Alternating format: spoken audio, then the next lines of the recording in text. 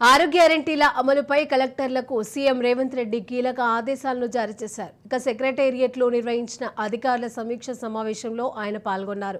తెలంగాణను మీ సొంత రాష్ట్రాలుగా భావించి పని చేయాలని, అభివృద్ధిలో భాగస్వాములు కావాలని ఐఏఎస్లను ఉద్దేశించి మాట్లాడారు. ఇక ప్రభుత్వానికి కళ్ళు చెవులు కలెక్టర్లేనని అన్నారు. ఆరు గ్యారెంటీలను పారదర్శకంగా సమర్థవంతంగా అమలు చేసే బాధ్యత కలెక్టర్లపైనే ఉందంటూ దిశానిర్దేశం చేశారు.